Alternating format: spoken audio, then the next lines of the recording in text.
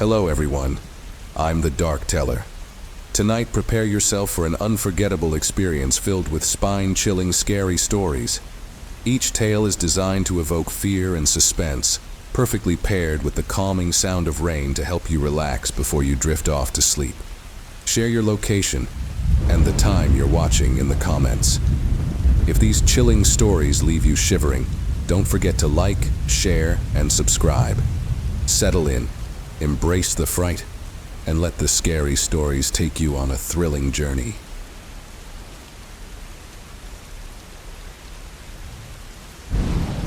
When I moved to Hollow's Edge, a quaint town tucked away in New England, I had no intention of stumbling upon anything remotely supernatural. It was supposed to be a quiet, peaceful break. Life in the city had drained me.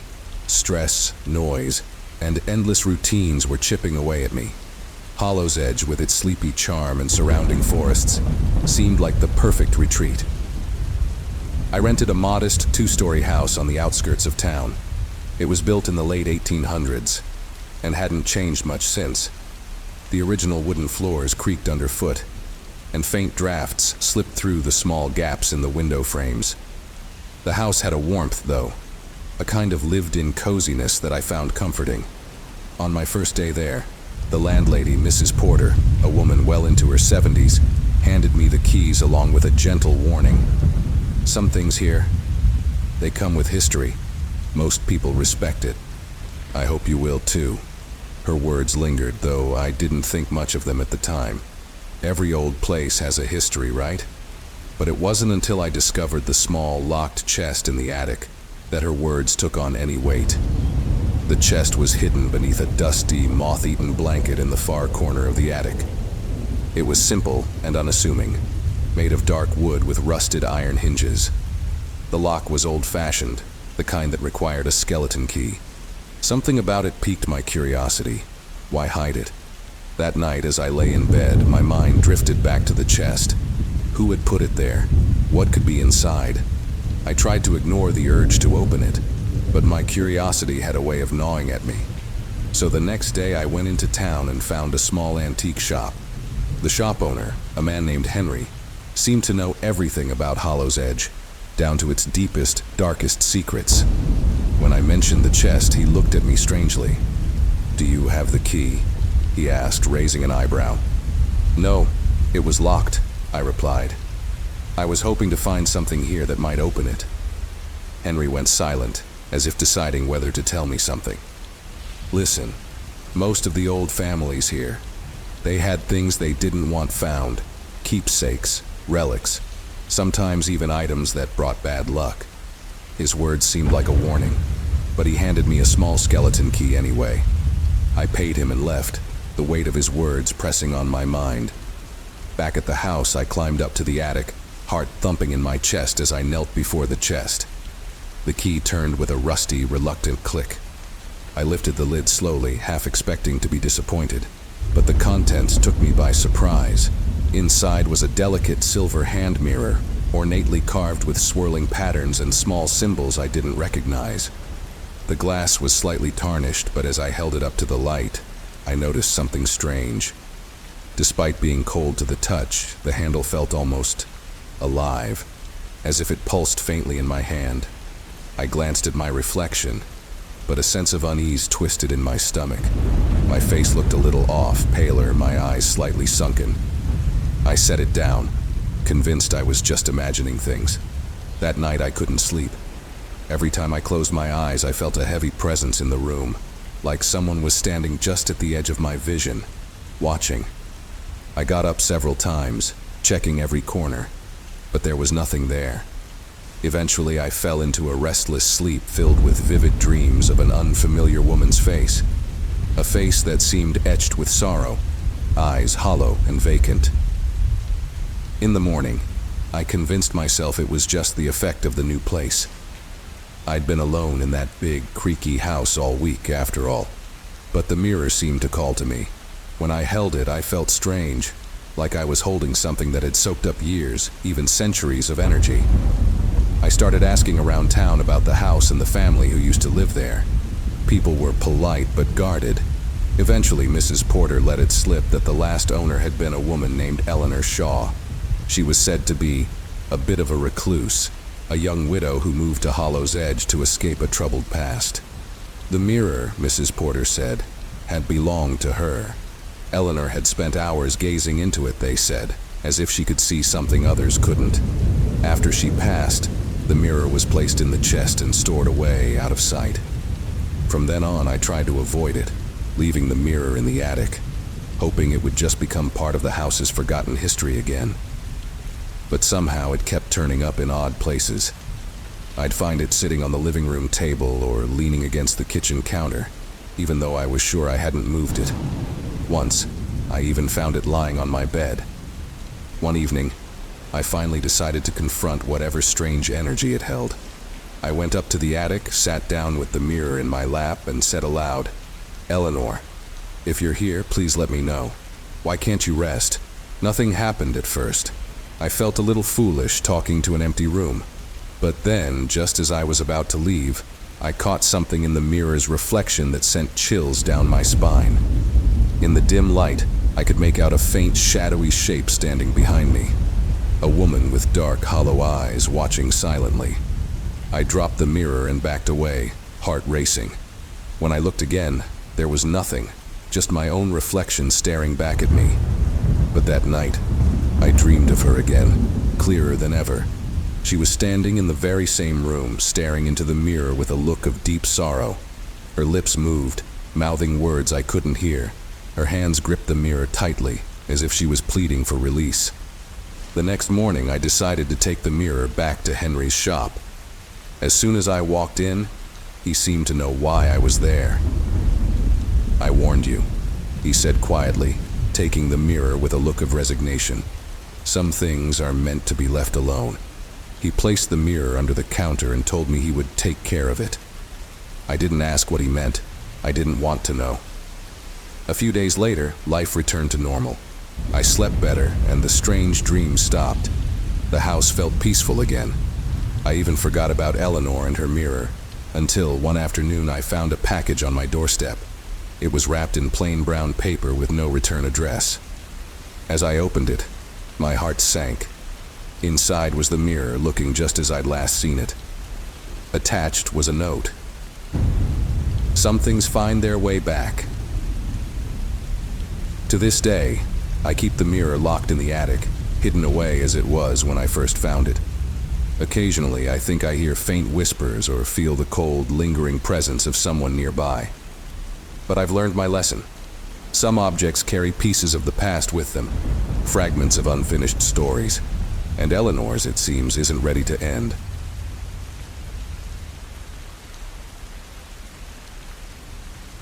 I grew up in a quiet, unassuming town.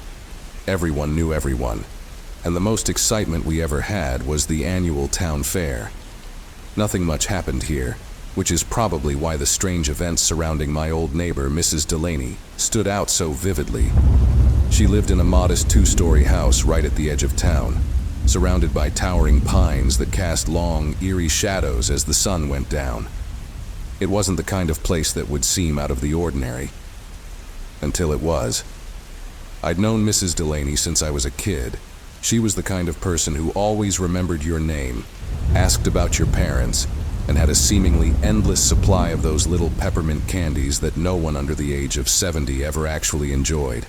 But she was kind, with a warm, familiar smile that everyone loved. One winter evening, when I was around 19, I stopped by her house on a whim. I was walking my dog along the old trail, and her house was on the way.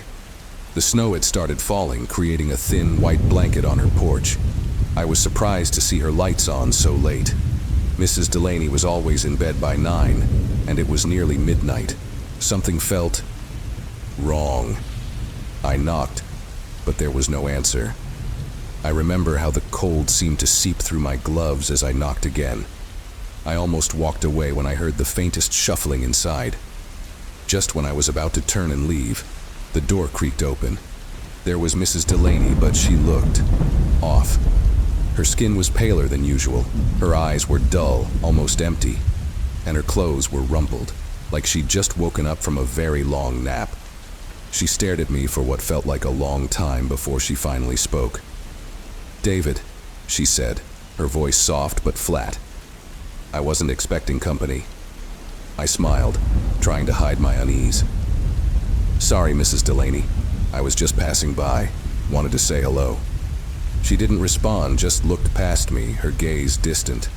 I could hear the clock ticking somewhere inside, each second stretching out in the silence between us.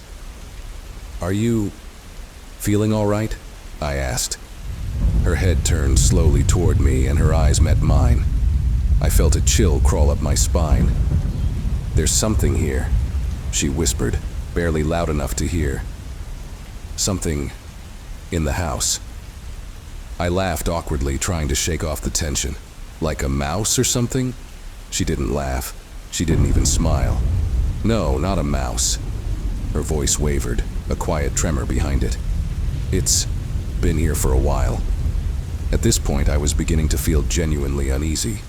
I'd heard stories about people experiencing strange things in their homes, but Mrs. Delaney had never struck me as the type to believe in that sort of thing. She'd always been level-headed, almost stubbornly practical. "Do you want me to come in and take a look around?" I offered, half hoping she'd say no. To my surprise, she stepped aside, motioning for me to enter. The house was just as I remembered it, warm, cozy, filled with the faint scent of lavender and old wood. But the atmosphere was thick, oppressive, like there was something unseen lurking in the corners. As I walked through the familiar rooms, I noticed small details that were off. There were scratch marks on the walls near the floor, as if someone or something had clawed at the paint. The curtains were drawn tight, blocking out any hint of the moonlight, and the air felt colder the farther I walked into the house. Mrs. Delaney followed behind me, silent, her eyes darting around like she was expecting something to jump out at us. I reached her living room, where I spotted something odd, a small wooden cross lying broken on the floor near the fireplace. I picked it up, turning it over in my hands. "Did this fall?" I asked, showing her the broken cross. Her expression darkened. "I tried to get rid of it, whatever it is. It doesn't like those things." She looked away, her gaze distant, haunted. "Mrs. Delaney, has something happened here? Are you sure you're all right?" Her hands trembled slightly as she rubbed them together. "I've tried everything, David. I even called the priest." Her voice was barely a whisper, and I could see her lips quiver. But it didn't leave. I tried to remain calm, not wanting to frighten her, or myself. "What exactly is it?" She looked at me, her eyes filling with an unsettling mixture of fear and resignation. "I don't know, but sometimes I hear it, in the middle of the night, a voice calling my name, and I don't think it's in my head." A shiver went down my spine.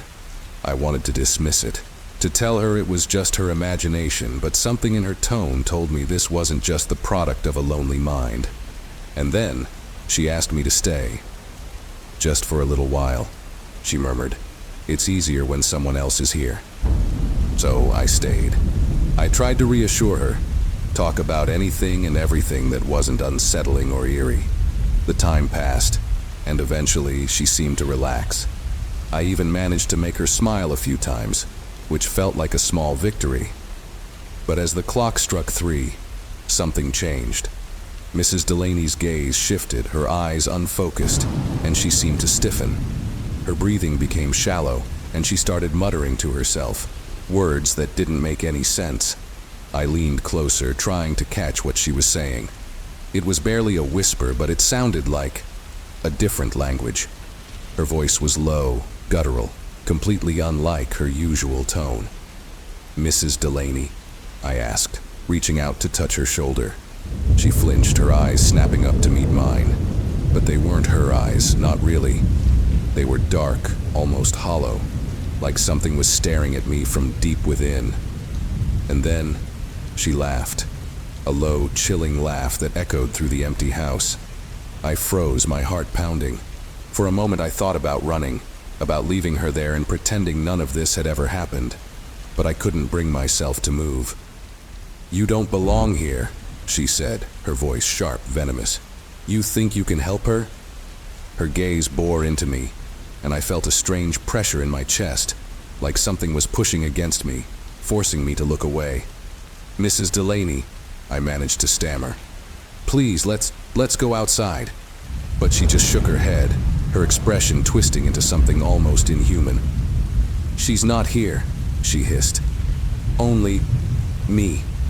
I felt a surge of fear, stronger than anything I'd ever felt before. But then, just as suddenly as it began, it was over. Her face softened, her eyes cleared, and she looked at me with confusion and fear. "David," she whispered, her voice trembling. What just happened?" I didn't have an answer. All I knew was that whatever had happened, whatever had taken over her, wasn't gone. It was hiding, lurking in the shadows, waiting for another chance. After that night, I visited Mrs. Delaney as often as I could. I kept an eye on her, always wary, always on edge, but she seemed fine. She never mentioned that night, and I didn't dare bring it up. But sometimes when I'd be sitting there, talking with her about the weather or the latest town gossip, I'd catch a glimpse of something in her eyes, a flicker of darkness, a hint of that hollow, chilling gaze, and I'd feel that same chill crawl up my spine, reminding me that some things just can't be explained. The strangest part? A few months after, Mrs. Delaney moved away without a word of goodbye. Her house stood empty for years. Sometimes when I passed by, I'd swear I saw a figure standing at the window watching, waiting. And every time I felt that same familiar chill, like a whisper in the night reminding me that whatever happened in that house, it wasn't over.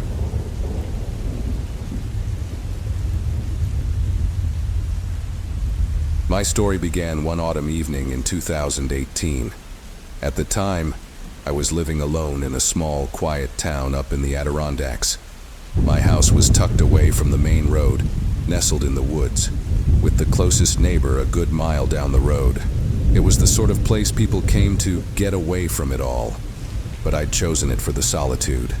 In the evenings, especially as fall settled in, the house would get so quiet that I could hear the leaves crunching outside as the wind drifted through the trees. It was around this time that I started browsing online forums about unsolved mysteries and true crime. That's when I stumbled upon stories about the dark web, an unseen part of the internet where, according to rumors, anything could be found if you looked hard enough. I'd always thought those were just urban legends, exaggerated by storytellers. But curiosity got the best of me. So one Friday night after a long week, I decided to try accessing it myself. I downloaded a browser specifically designed for anonymity and followed the steps I'd read about online. It took a while to understand how everything worked. At first, there wasn't much to see, mostly hidden forums, a few anonymous chat rooms, and encrypted links leading to sites that made me feel uneasy even to look at. But eventually, I stumbled upon a link titled The Eyes. The name stuck with me even before I clicked it. There was something about it that felt ominous. And yet, maybe because of the late hour, maybe because of the isolation of my surroundings, I found myself clicking on it. The screen went black for a moment, and then a single sentence appeared in a plain white font. "Do you want to see what they see?" I remember sitting there, staring at the sentence. A small button that read "Yes" was underneath, and without really thinking, I clicked it. My screen filled with an endless loading icon, spinning and spinning until I started to think I'd been tricked into downloading a virus or something. But eventually, a grainy video feed popped up. The feed showed a dimly lit room, an attic or basement judging by the low ceiling and exposed beams. A single bare light bulb hung in the middle of the room, swaying ever so slightly. It was silent at first. Just a dark, quiet room. Then something moved in the corner of the frame. A shadowy figure standing just outside the light, barely visible. They were wearing a dark hood, their face hidden. I felt my stomach drop as the figure slowly turned, tilting their head in a way that suggested they were aware of me, as though they could somehow see me through the screen. It felt silly, of course. It was just a video feed, some kind of prank or pre-recorded video. But there was something too real about it. I could see tiny details, the dust floating in the light, the slight tremble of the camera as though someone was holding it just out of frame. Suddenly, the figure spoke, a deep, distorted voice that seemed to crackle through my speakers. "Are you there?" I nearly closed my laptop right then, but my curiosity, foolish as it was, held me back. I didn't respond, of course. There was no way they could hear me. But the figure stood there, waiting, as though expecting a reply. Then, with the same calm tone, they said, "I see you." My heart was pounding. This was clearly a pre-recorded video. It had to be. But there was an unsettling quality in the way they said it, as though they knew exactly who was watching. I decided I'd had enough. I clicked the window closed and shut down my laptop. I figured that was the end of it. But a few days later, something strange happened. I noticed my webcam light flickering on randomly while I was working, something that had never happened before. I covered it with a piece of tape, just in case, brushing it off as a glitch. Then I started getting anonymous messages on my email. They would arrive late at night, each one from a different, untraceable address. Most were one-liners. "Did you like what you saw?" Or "Why did you leave so soon?" I'd delete them, block the sender, but new ones would pop up each night. The messages were calm, polite even, but they chilled me to the bone. One night I received a message that was different. It read, "Look outside your window." The only light came from my screen, casting a faint glow around the room. Slowly I turned toward the window, my heart pounding. The curtains were closed, but I could make out a faint shadow outside. Just barely. I didn't dare move closer, didn't even dare breathe too loudly. And then I heard it, a soft tapping on the glass. Just a single tap at first, then another. I sat there frozen, not wanting to look. I grabbed my phone and tried to call someone, anyone, but the call wouldn't go through. The signal was dead, something that never happened here. Finally, after what felt like an eternity, the tapping stopped. I waited, my body tense, listening for any other sound. When I finally mustered the courage to open the curtains, there was no one there. Only my empty front yard, covered in fallen leaves, gently swaying in the breeze. The next morning, I found an email in my inbox, this time with a video file attached. I debated opening it, but knew that ignoring it would drive me crazy. With a deep breath, I clicked on it. The video started with a shaky, handheld shot of the outside of my house. Unmistakable. My front door, my yard. The camera slowly panned toward my window. The same window I'd been staring out of the night before. It zoomed in on the faint outline of my silhouette, visible through the curtains, sitting at my desk. The figure watching me was there, filming from the shadows. And then the camera panned downward, and I saw something that made my blood run cold. The faintest outline of footprints leading away from the window, disappearing into the trees. That was the last message I ever received. I've since moved away, far from that house in that town. I got rid of that laptop, disconnected from anything even remotely resembling the dark web. But every now and then, especially on quiet nights, I catch myself glancing over my shoulder, expecting to see a figure lurking in the shadows.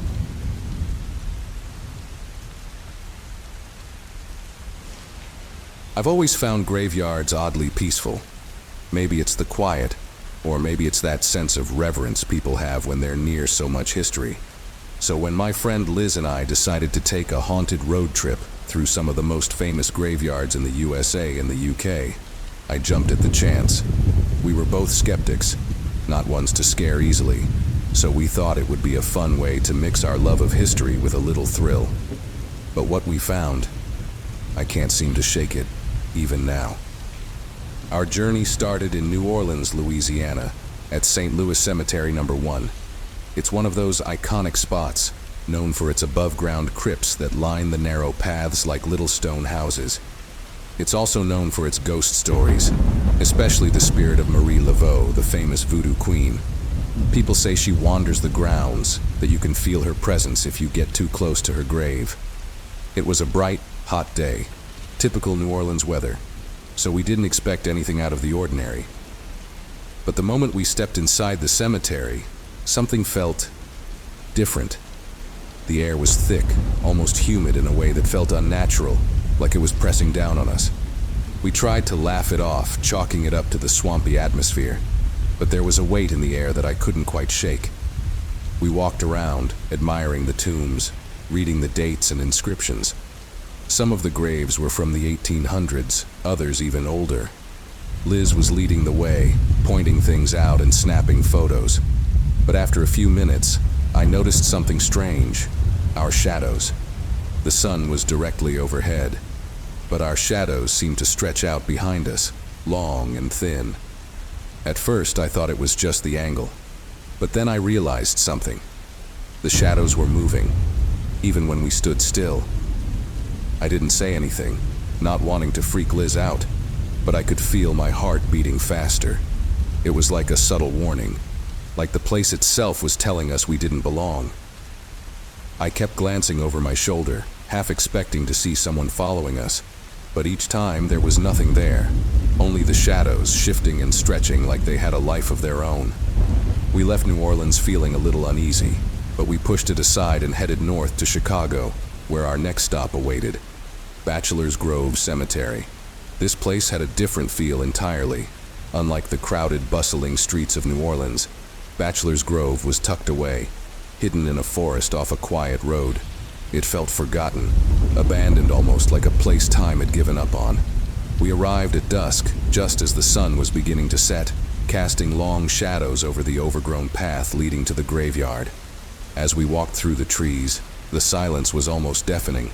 No birds, no rustling leaves, just the sound of our footsteps crunching on gravel. Liz seemed tense, her usual chatter replaced by a nervous silence. I could feel it too, that strange weight in the air again, thicker this time, like the forest itself was watching us. As we reached the edge of the cemetery, I felt a cold breeze, sudden and sharp, cutting through the humid summer air. We both stopped, looking around, but there was no one else there. Just rows of old, crumbling tombstones, some so worn that you could barely make out the names. Liz took a few steps forward, but I hesitated, feeling that same creeping sense of dread from New Orleans. "Do you feel that?" I whispered, barely daring to break the silence. Liz nodded, her eyes scanning the shadows. "It feels heavy, like we shouldn't be here." We kept walking, moving slowly through the graveyard. Every so often I thought I saw something, a flicker of movement, a shadow darting behind a tree. But when I looked, there was nothing. Just empty space, stretching out in eerie silence. And then we heard it. A low whisper, soft and faint, like someone murmuring just out of earshot. Liz froze, clutching my arm. "Did you hear that?" she whispered, her voice barely audible. I nodded, my heart pounding. "It's probably just the wind," I said, though I didn't believe it myself. The sound was too steady, too deliberate. It felt like words, but I couldn't make them out. We both stood there listening, but the whisper faded into silence, leaving only the heavy weight of the quiet around us. We left Bachelor's Grove that night, both of us shaken, though we tried to laugh it off.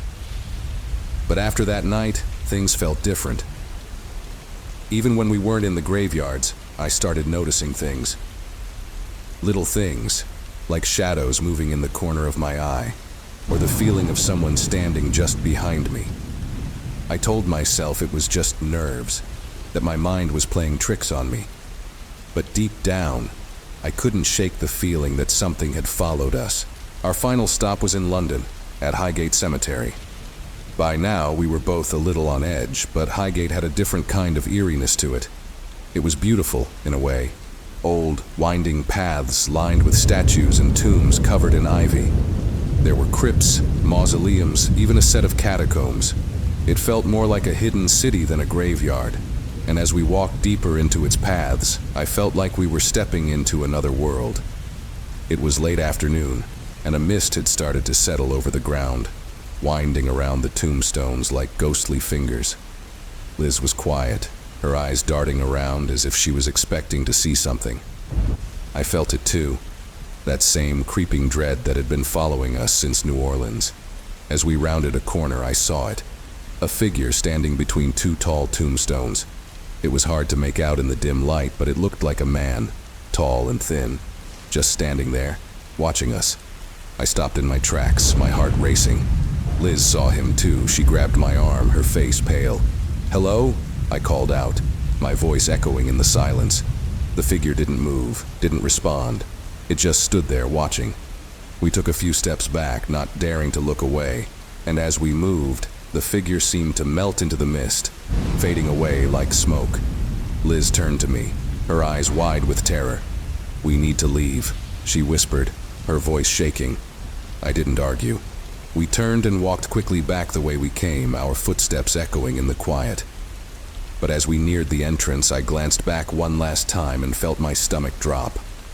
There, just beyond the gate, was the same figure, watching us, unmoving. We left London the next day, both of us feeling a strange sense of relief. I told myself it was over, that whatever we'd seen was just something in our heads. But even now, weeks later, I can't shake that feeling. I still see shadows moving just out of sight, hear faint whispers in the quiet moments when I'm alone. Sometimes, late at night, I feel that same weight in the air, thick and heavy, pressing down on me like the silence in those graveyards. And every so often I catch a glimpse of something in the dark, a tall, shadowy figure standing just beyond the edge of the light, watching, waiting. I don't know if it's real or just my imagination. But one thing I do know, I don't go near graveyards anymore. Because some places don't like to be disturbed. And when they are, they have a way of making sure you never forget.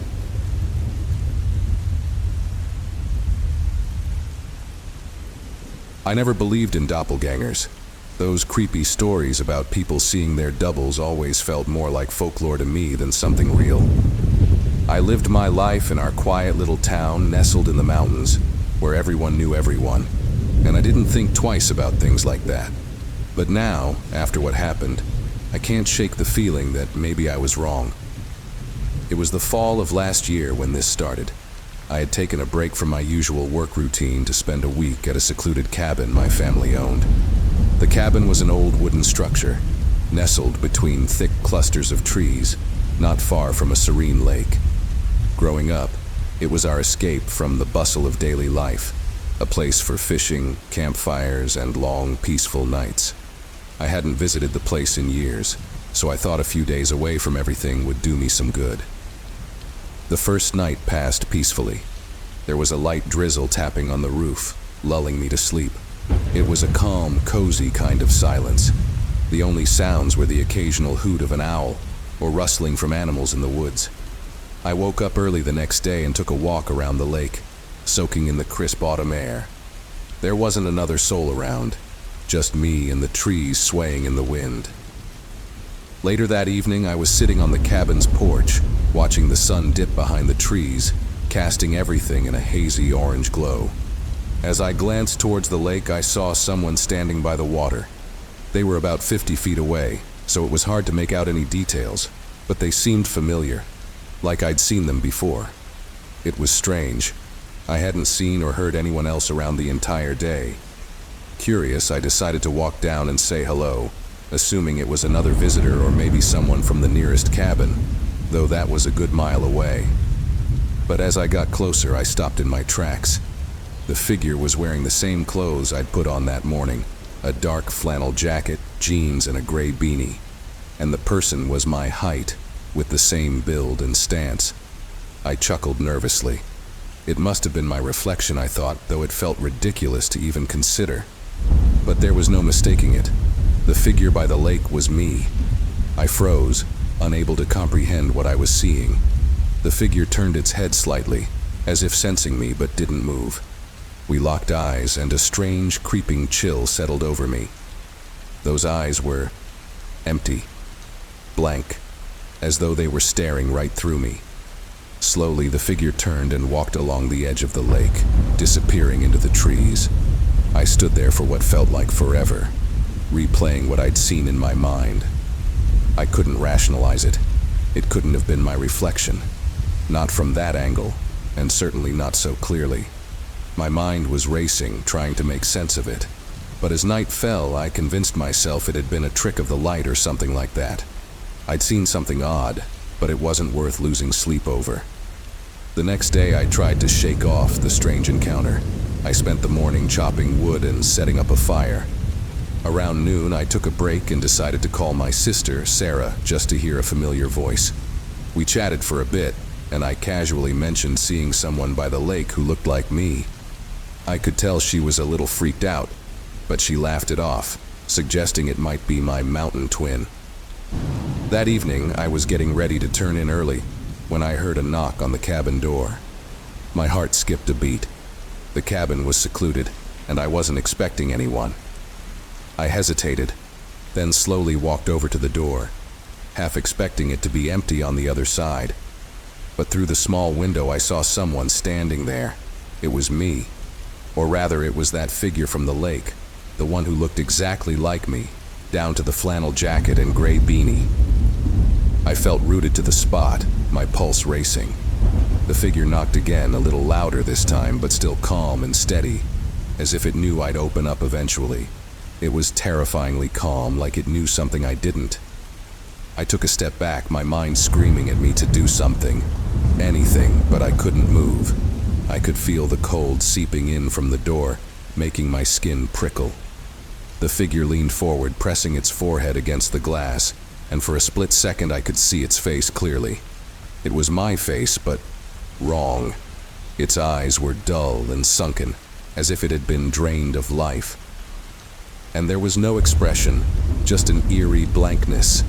Then, as suddenly as it appeared, the figure stepped back and turned away, disappearing into the woods without a sound. I stood there, heart pounding, unsure if I'd really seen it, or if it was some twisted nightmare. That night, I barely slept.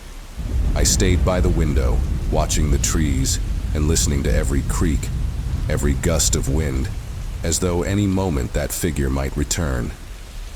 When morning finally came, I packed up my things, ready to leave the cabin and never come back. But as I was loading up my car, I noticed something lying on the porch. It was a small gray beanie, the same one I'd been wearing the day before. Only my own beanie was already in my bag, right where I'd packed it. I don't know what that thing was or how it could look exactly like me, but every now and then, when I'm alone at night or walking past a mirror, I half expect to see that face staring back at me, empty and hollow, as if it's still out there, waiting. Since that experience, I haven't been back to the cabin. Part of me wonders if it's still wandering the woods near the lake, wearing my face and my clothes. Maybe one day it'll find me again. Or maybe it's already waiting in my reflection.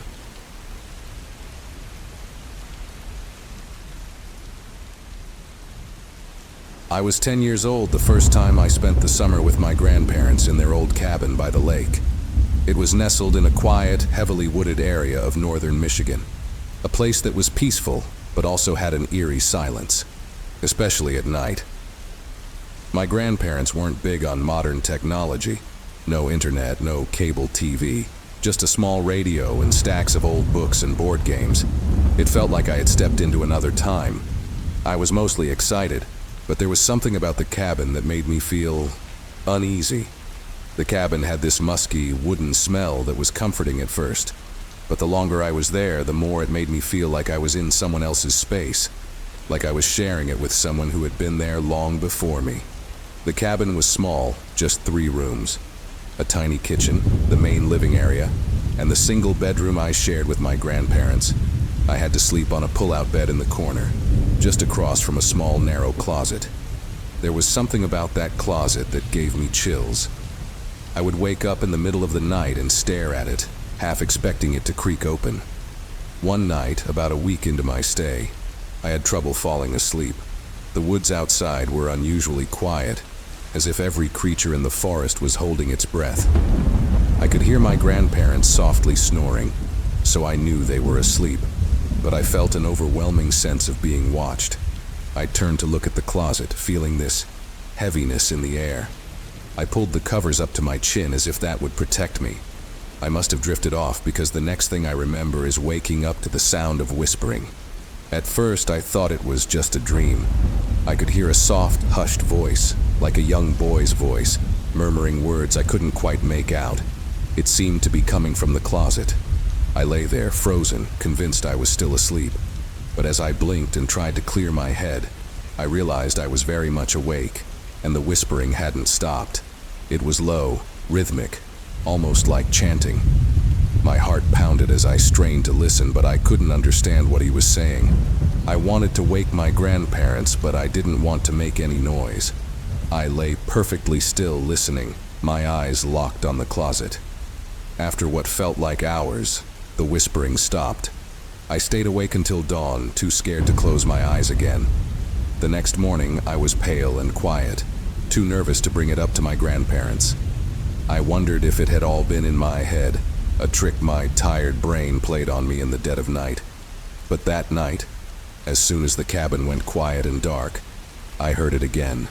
The same voice, soft, whispering words just out of reach, like he was trying to tell me something, but didn't want anyone else to hear. This time I managed to whisper, "Hello?" I felt ridiculous talking to an empty closet, but there was a strange, childlike hope inside me that whoever was there would respond. For a moment, there was silence. Then, the whispering stopped, replaced by the sound of shuffling inside the closet. My heart raced. I couldn't move. And then, just as I was about to bolt from my bed, I heard it. The soft, unmistakable sound of a boy laughing, like he had just heard the funniest joke in the world. It was a giggle, light and innocent, but somehow chilling in the dead of night. The next morning, I finally told my grandmother. She listened, her face serious, but she didn't brush it off as a nightmare or my imagination like I'd expected. Instead, she looked at me with a hint of sadness and said, "You know, this cabin used to belong to my brother Samuel. He passed away when he was very young. He loved it here." I swallowed hard, unsure of what to say. She went on to explain that Samuel had drowned in the lake when he was about my age, just a few feet from the shore. They had found him too late, and he'd been gone ever since. She didn't say much more, but the look on her face said she believed me, and maybe that she had even experienced something similar herself. That night, I braced myself as I got into bed. I tried not to look at the closet, but my eyes kept drifting toward it. I lay there, tense, my ears straining for any sound. Hours passed, and I almost thought it was over, that whatever had been there was finally gone. But then, right around midnight, I heard it. The voice was back, this time louder and clearer. "Why did you leave me?" the voice whispered. The words sent a chill down my spine. I gripped the edge of my blanket, feeling my hands shake. The voice didn't sound angry, just sad, like he was pleading for an answer. My voice came out in a shaky whisper, barely louder than a breath. I didn't leave you." There was a pause, and then I heard the voice again, softer this time. "Come play with me," it said. The way he said it was so innocent, almost like an invitation from a friend, but the weight of those words made my skin crawl. I shook my head, though I knew he couldn't see me. I whispered, "I can't. I'm sorry." The room was silent for a long time after that, and I thought maybe he'd finally given up. But then, as the first light of dawn seeped through the thin curtains, I heard his voice one last time, quieter than a breath, almost lost in the rustling leaves outside the window. "Goodbye," he said, sounding distant and strangely at peace. I left my grandparents' cabin a few days later. My grandmother never mentioned Samuel again, and I never heard his voice during my last few nights there. But I often think about him, wondering if he's still there, waiting in that closet, calling out to anyone who will listen. I haven't been back to that cabin since.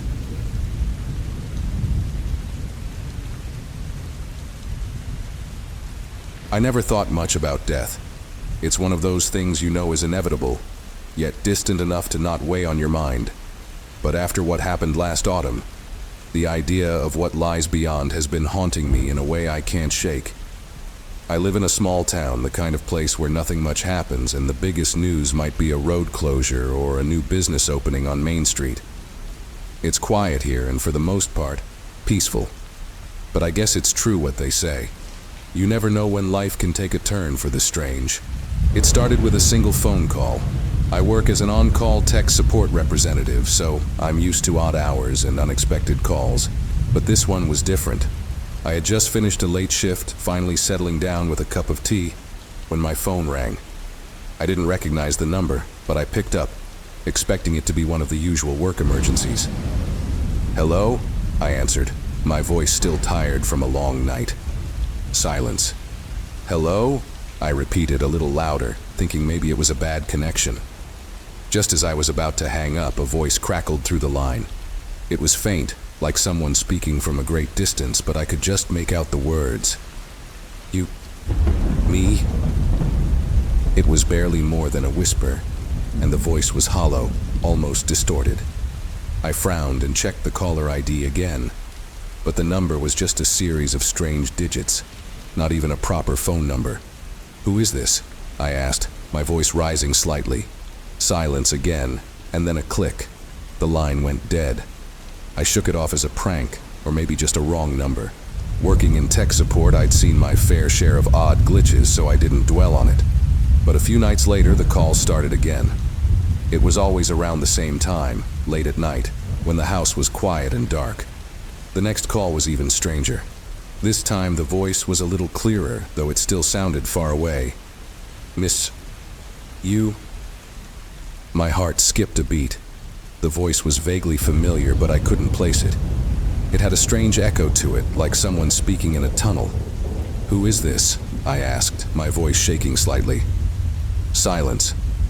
Then, just as I was about to hang up, I heard a faint sound on the other end of the line, like static or maybe soft breathing. I hung up, unnerved, but told myself it was probably just some kind of prank. Maybe a kid with too much time on their hands. But the calls didn't stop. Each time it was the same pattern. Silence, a faint voice, and then the line would go dead. The worst part was that the voice started to sound more familiar, like a memory that was just out of reach. I tried not to think about it too much, telling myself it was nothing more than a glitch, a crossed line, something rational that could be explained away. But deep down, I was beginning to feel an uneasy sense of recognition. One night, after yet another call, I decided to trace the number. I'm no detective, but I thought maybe I could figure out where it was coming from, or at least get a sense of whether it was a local call. But when I entered the number into a tracking app, it didn't recognize it as a phone number at all. Instead, it spit out a message that made my blood run cold. "Number not in service. Last registered, October 13th, 2015. October 13th, 2015 was the day my friend Mark had died. He'd been my best friend, practically a brother to me. We'd grown up together, shared everything, including the same small-town dreams of moving somewhere bigger, doing something meaningful with our lives. But all of that ended abruptly when he died in a car accident. I remembered the shock, the disbelief, the grief that lingered for months. And now, here was this number that hadn't been in service since the day he died, calling me. I tried to rationalize it. There had to be an explanation, I thought. Maybe someone had reassigned the number, or maybe it was just a weird coincidence. But the more I thought about it, the more unsettled I became. That night, the calls stopped. But something else happened instead. As I was getting ready for bed, my phone vibrated with a new message. I glanced at it, expecting it to be from work or a random alert. But when I opened it, my heart sank. It was from Mark's old number, just 2 words. "Remember me?" I stared at the screen, my mind racing. I hadn't thought about Mark in months, not because I'd forgotten him, but because it was too painful. But now, here was this message. and it was as if he was reaching out to me from beyond. I didn't know what to do.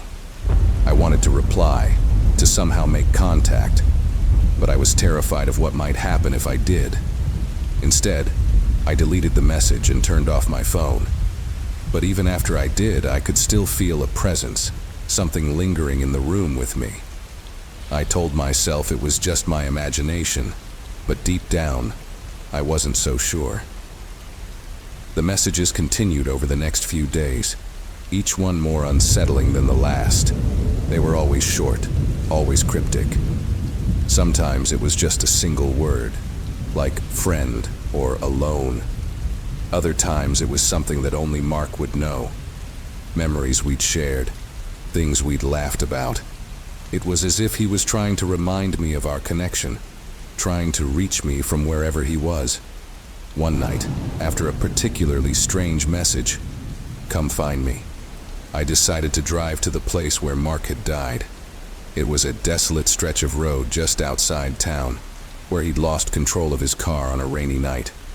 I didn't know what I was expecting to find, but I felt compelled to go, as if something was drawing me there. The road was quiet when I arrived, the only sound the wind rustling through the trees. I parked my car and stood there for a while, just staring into the darkness. I don't know how long I stood there, but at some point, my phone buzzed again. Another message from Mark's number. "I'm here." A chill ran down my spine. I glanced around, half expecting to see him standing there in the shadows, but there was nothing, just the quiet hum of the night. I stared at the message, feeling a strange mix of fear and sorrow. It was as if Mark was there with me, somehow, in some way that I couldn't explain. Then, just as suddenly as it had begun, the messages stopped. The calls, the texts, everything ceased, as if whatever had been reaching out to me had finally let go. I didn't hear from Mark's number again, and after a while I stopped checking my phone so obsessively, stopped expecting to see his name light up on the screen. I'd like to say that I found peace after that I moved on and put it all behind me. But sometimes, late at night, I still think about those calls. I wonder if it really was Mark, somehow reaching out to me from wherever he was, or if it was just my mind playing tricks, a glitch in the system, something rational that I couldn't explain away. Every now and then, when I hear my phone buzz in the dead of night, I feel that familiar chill.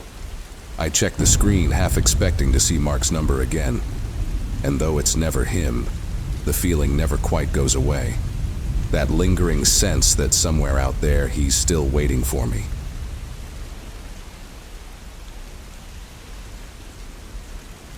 I had a strange summer job right after high school, the kind you get through an acquaintance of an acquaintance. My mom's friend knew someone who managed a small bed and breakfast in the Adirondacks and needed a hand with maintenance, cleaning, and, honestly, just keeping an eye on the place. The inn was called Cedar Hollow, and it had been around since the early 1900s, tucked deep into a forest. Even with its age, it wasn't the charming kind of rustic, more like a place trying to hold on to whatever was left of its former glory.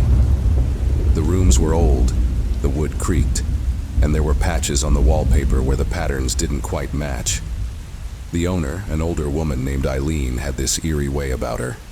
She was pleasant enough, but she had these habits that unsettled me, like the way she kept talking about how the inn was once full of life.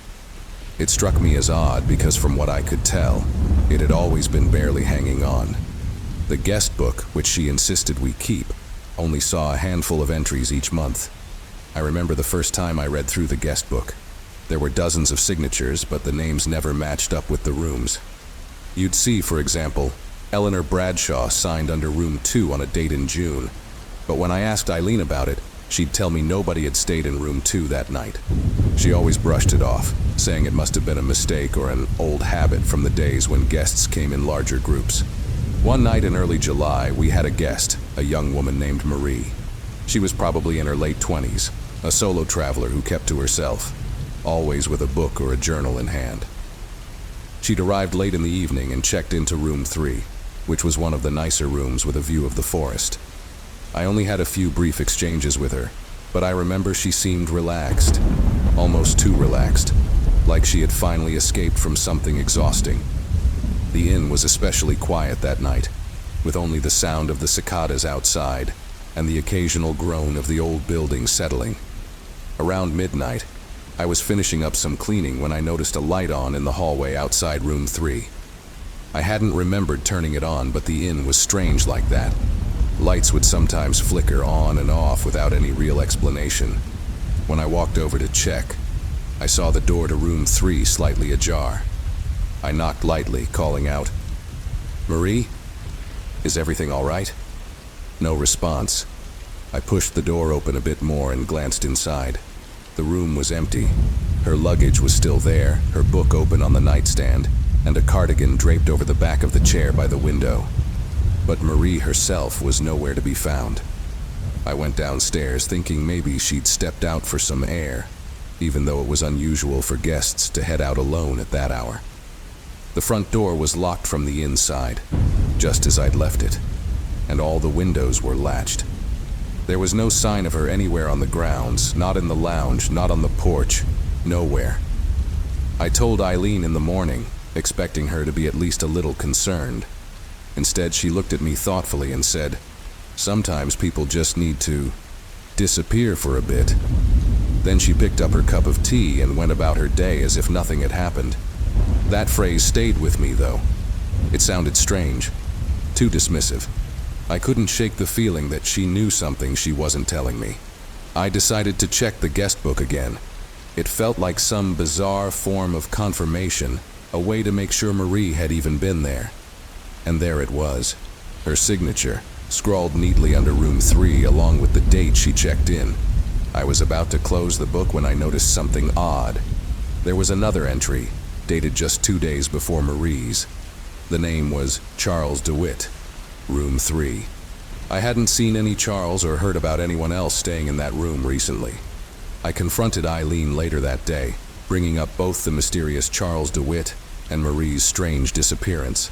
She didn't look surprised at all, just gave me one of those vague smiles and said, "Cedar Hollow has always been a place for those who need an escape." Then she turned and walked away, leaving me more unsettled than ever. The next night I had trouble sleeping. The whole inn felt wrong, like there was something lurking just out of sight, something I couldn't put a name to. Around midnight I heard a strange noise, a faint humming coming from down the hall, near room 3.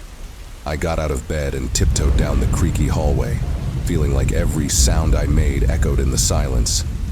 The door to room 3 was ajar again, and this time the light was flickering inside. When I stepped in, I was hit by an intense cold, so sudden that I almost gasped.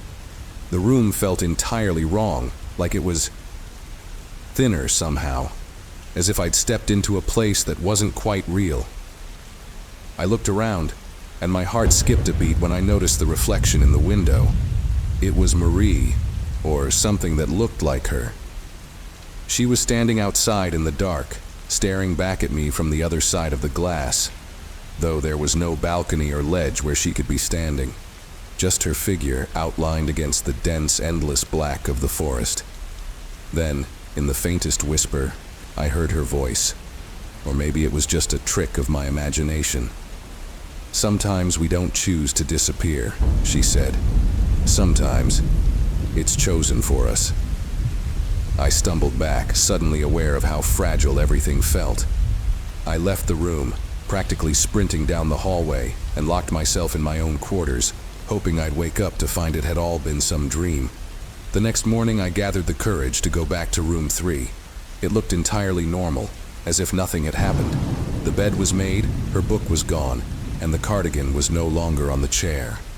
When I went to check the guest book again, Marie's entry had vanished. Her name was nowhere to be found.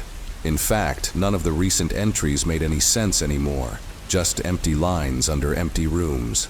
I left Cedar Hollow the very next day, not even bothering to say goodbye to Eileen. I felt this overwhelming need to get away as far as I could from that place. I never told anyone about what I'd seen or heard, but sometimes I can still hear that faint whisper, like an echo from a place beyond reach. Sometimes it's chosen for us. It's been years, but every so often I'll have the same recurring dream. I'm back in that hallway, standing outside room 3, with the door just slightly ajar. And every time I feel that same shiver of dread, as if something is just on the other side, waiting.